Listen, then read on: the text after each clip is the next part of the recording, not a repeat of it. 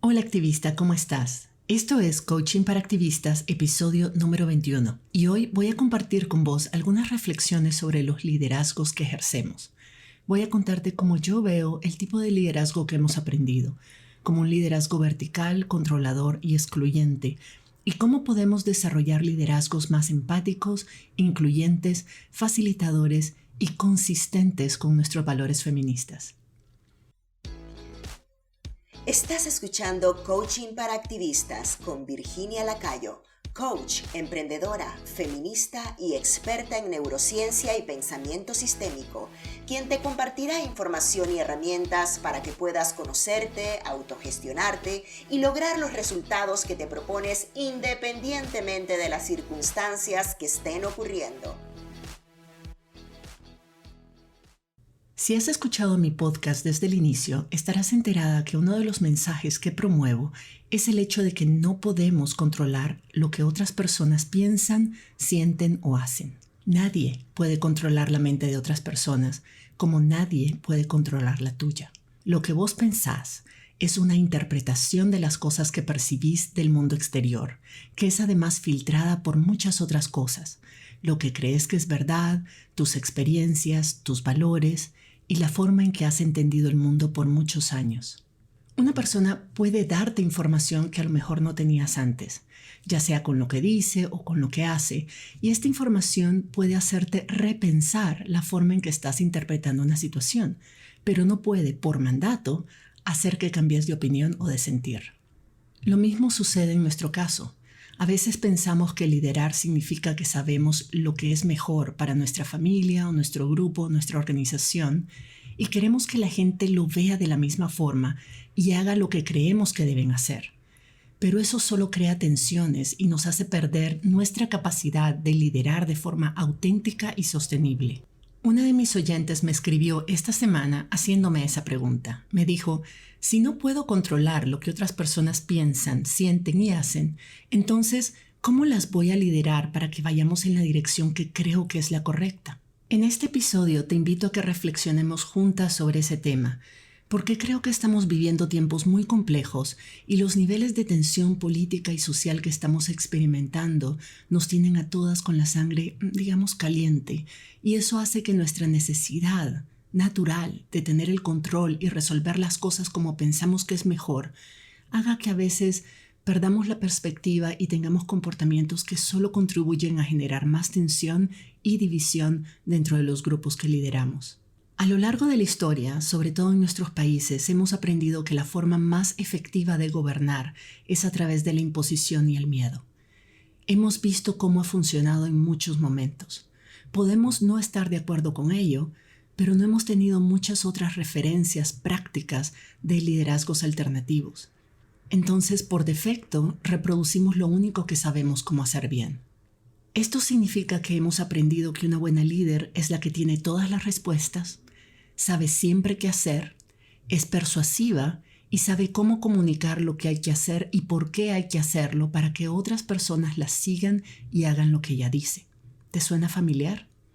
Esto es así porque por siglos la humanidad ha creído que el mundo funciona como una máquina, que si entendemos a fondo las partes y cómo éstas funcionan entre sí, entonces podemos predecir y controlar el comportamiento humano. Si esto fuera así, todo sería cuestión de estudiar las partes cuidadosamente, analizar sus patrones de comportamiento, planificar al detalle nuestros planes, convencer a las personas de seguir esos planes al pie de la letra y los resultados serían lo que esperamos de manera consistente.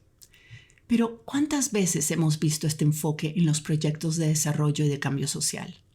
Son pilas enormes de papeles con marcos lógicos que detallan hasta el último pelo lo que vamos a hacer, cómo lo vamos a hacer, lo que va a pasar cuando lo hagamos y cómo vamos a verificar esos resultados.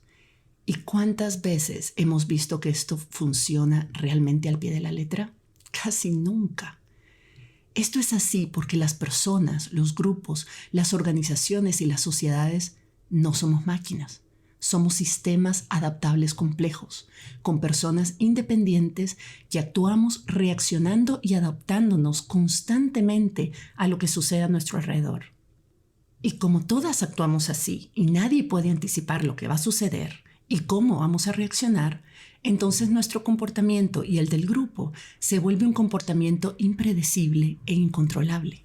La alternativa entonces es cambiar nuestra estrategia y en lugar de ser más impositivas, planificar con más detalles y tratar de controlar más, lo que necesitamos hacer es soltar nuestro apego a los resultados predeterminados que tenemos y aprender a bailar con el grupo, a fluir, adaptarnos rápida y eficazmente a los cambios y a las reacciones que el grupo está teniendo ante nuestros esfuerzos y también ante las cosas que están sucediendo simultáneamente en su entorno. Esto es particularmente importante cuando nos enfrentamos a situaciones que no nos hemos enfrentado antes, como las que estamos viviendo ahora, cuando los tiempos son muy inciertos y muy complejos. En momentos como esos, es importante tener muy consciente de que si nadie ha enfrentado esta situación antes, nadie tiene la solución perfecta. Todo lo que se nos ocurra son solo hipótesis y especulaciones, y entonces necesitamos aprender a experimentar. Experimentar no significa hacer consultas. Consulta no es lo mismo que participación, ni mucho menos. Desafortunadamente, cuando solo consultamos, lo que estamos haciendo es pidiendo al grupo su opinión sobre nuestra posición y nuestra propuesta. Y la visión que queremos que todos compartan es en realidad la nuestra, no la colectiva. Y es ahí donde comenzamos a fallar. La mejor líder no es la que tiene las mejores respuestas, sino la que hace las mejores preguntas. Voy a repetir esto. La mejor líder no es la que tiene las mejores respuestas, sino la que hace las mejores preguntas y guía al equipo, comunidad o movimiento a experimentar hasta encontrar la solución más viable y que responda a la visión compartida por todas. Me preguntarás, entonces, ¿qué significa ser facilitadora de procesos, hacer las preguntas más poderosas y ayudar al grupo a construir una visión común? Significa poner a un lado nuestra propia agenda personal, nuestro ego, nuestra necesidad de tener la razón y de controlar a otras personas para que hagan lo que nosotras creemos que es lo correcto. Significa entender que el sistema, como conjunto, es siempre superior a la suma de sus partes, que el grupo tiene una sabiduría superior a la de cualquiera de sus líderes o de sus individuos, y que aunque se equivoque como sistema, como grupo, no hay forma de controlarlo por la fuerza. A lo sumo lo que podemos y debemos hacer es guiarlo y facilitar las condiciones para que el grupo explote la sabiduría y la creatividad colectiva que ya posee, para que como colectivo pueda encontrar las soluciones que mejor le funcionen en ese momento. Debemos aceptar también que los sistemas cambian cuando están listos para cambiar, no cuando los forzamos a hacerlo. Pensa en tu propia experiencia. ¿Cuántas veces has estado en una situación que sabes que no te conviene o no te gusta y querés cambiarla, pero no estás lista para hacerlo? Alguien podría forzarte, pero si realmente no estás lista, tarde o temprano vas a regresar a ese comportamiento anterior y te vas a frustrar porque no entendés por qué es tan difícil. La única forma de que una persona o un grupo cambie su comportamiento de forma sostenible es cambiando la forma en que percibe e interpreta su realidad y sus posibilidades ante esta realidad. Por ejemplo, si vos sos una persona que fumó cigarros por muchos años, es posible que hayas intentado dejarlo varias veces sin éxito. La razón por la que no podías dejarlo es porque tu mente asociaba a fumar con algo que le parecía importante y necesario. Tal vez lo asociabas con momentos agradables o como una forma de relajarte o como un mecanismo para lidiar con la ansiedad, la soledad o el aburrimiento. Mientras tu mente crea que fumar es la única y la mejor solución para sentirte mejor, no hay conocimiento sobre el cáncer que sea suficientemente fuerte para que lo dejes de hacer. El conocimiento por sí solo nunca es motivo suficiente para cambiar un comportamiento. Las creencias y las emociones que esas creencias te generan son lo único que lo pueden cambiar. Entonces recordá, ¿qué te permitió dejar de fumar? ¿Qué cambió en tu forma de verte a vos misma o las situaciones que vivías que te ayudó a dejar de fumar? Tal vez te diste cuenta que podías sentirte conectada con tus amigas sin tener que fumar. O tal vez, ojalá que no, pero te diagnosticaron una enfermedad o sucedió algo que hizo que los beneficios que creías que tenías cuando fumabas ya no compensaban el daño. El punto es que para cambiar tu comportamiento tuviste que cambiar tu perspectiva primero. Pero nadie tiene el poder de hacértela cambiar, solo vos podés hacerlo cuando entendés la misma situación desde otro ángulo. Cuando confrontás tu vieja creencia con una nueva creencia y decidís que esta última te sirve más. Lo mismo sucede con los grupos de personas. No importa cuánta información les des, cuán convencida estés de que es la verdad y que es lo mejor, si esas personas no logran interpretarlo de la misma forma que vos, no van a cambiar de opinión ni de comportamiento. Podés imponerles el cambio. Claro, si tenés la autoridad y la fuerza para imponerlo arbitrariamente, podrías imponérselo. Pero eso solo va a hacer que, de una u otra forma, en algún momento comiencen a sabotear esa decisión y empiecen a rebelarse a ella y entonces el conflicto continúa. Nadie va a implementar una decisión que no tomó por sí misma o de la que no está convencida y profundamente apropiada. Mírate vos. ¿Cuándo has sido incondicional y has actuado a favor de algo de lo que no estás convencida que es verdad o que es lo correcto?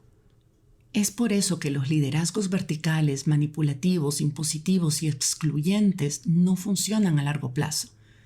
Pueden funcionar temporalmente, porque el miedo a las consecuencias, cualquiera que ésta sea, puede ser muy poderoso, pero no es sostenible. Entonces, la mejor forma de liderar, la más auténtica y efectiva, es facilitando la construcción de una verdadera visión colectiva y la toma de decisiones verdaderamente incluyentes, conversaciones que les permitan a todas las personas sentirse escuchadas, validadas, respetadas y consideradas en sus creencias, opiniones y valores. Ahora, la parte más difícil de este proceso es aceptar que casi nunca va a ser literalmente como lo habías planeado o como desearías que fuera. Ahí es donde la capacidad de manejar tu mente y tus emociones es determinante. Cuando aprendemos a manejar nuestra mente y nuestras emociones, dejamos de tomarnos las cosas a título personal. Dejamos de ver las diferencias de opinión o de perspectiva como un ataque hacia nosotras o como un acto de confrontación. Dejamos de juzgar a otras personas como correctas o incorrectas y comenzamos a entender sus reacciones y sus comportamientos como lo que son, manifestaciones de lo que creen y de la forma en que desde sus posibilidades, experiencias y creencias limitantes interpretan la realidad y lo que es posible y deseable. Cuando entendemos que la gente siente y actúa de acuerdo a lo que cree que es verdad y te das cuenta de que eso es lo mismo que vos estás haciendo, entonces podemos ser compasivas y entender que el verdadero problema no está en las personas, sino en que estamos viendo la misma cosa desde distintas perspectivas. Eso es todo. Cuando sabes manejar tu mente y tus emociones, te abrís a otras posibilidades. Sos capaz de ayudarte y de ayudar al grupo a explorar interpretaciones distintas que construyan puentes en vez de quemarlos. Esas otras interpretaciones les van a ayudar a cambiar de perspectiva y por tanto de opinión y de comportamiento. Y tal vez les ayude a todas a encontrar puntos en común, a enfocarse menos en la forma en que están interpretando las cosas y más en los resultados que todas desean tener y cómo alcanzarlos.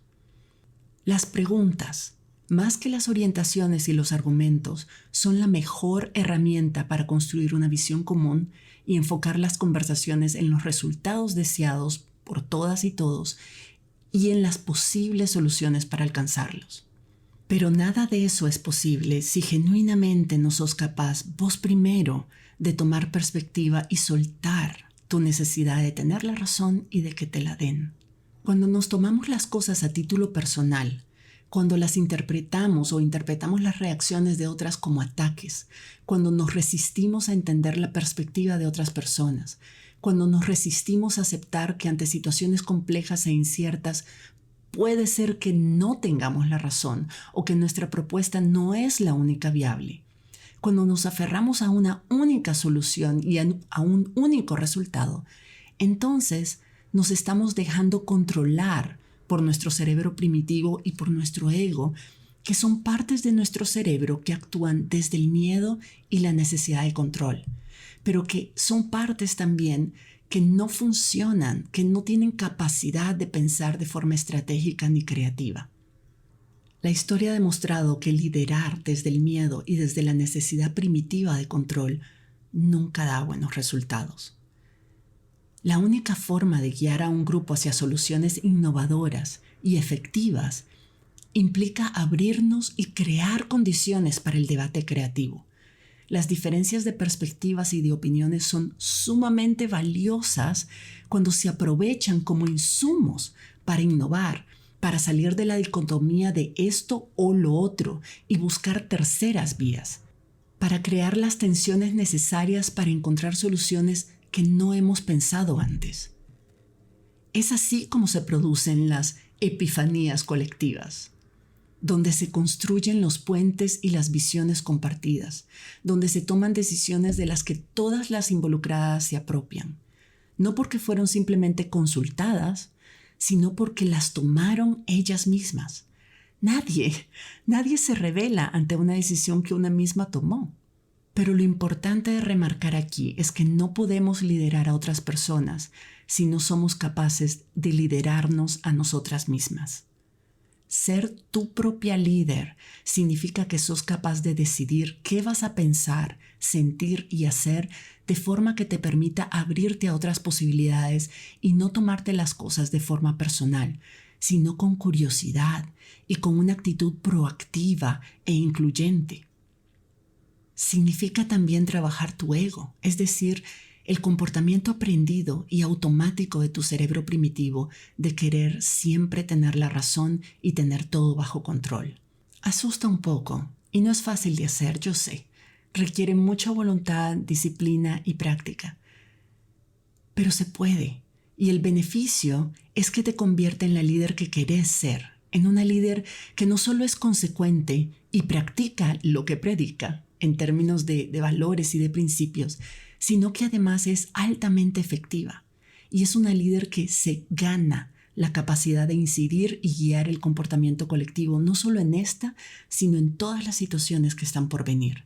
Ese es el verdadero servicio de una líder nata. Resolver las cosas hoy, a tu manera y a cualquier costo, te puede funcionar en este momento, pero merma tu capacidad de liderazgo y no te va a permitir ayudar al grupo, organización o comunidad a enfrentar lo que viene después. Yo creo que el liderazgo no es ni debe ser un comportamiento circunstancial, sino un hábito y una cualidad permanente al servicio de la sociedad que conjuntamente queremos construir, y comienza con una misma. Espero que estas reflexiones te hayan resultado interesantes o al menos provocadoras de alguna forma. Tenemos mucho que conversar aún sobre este tema.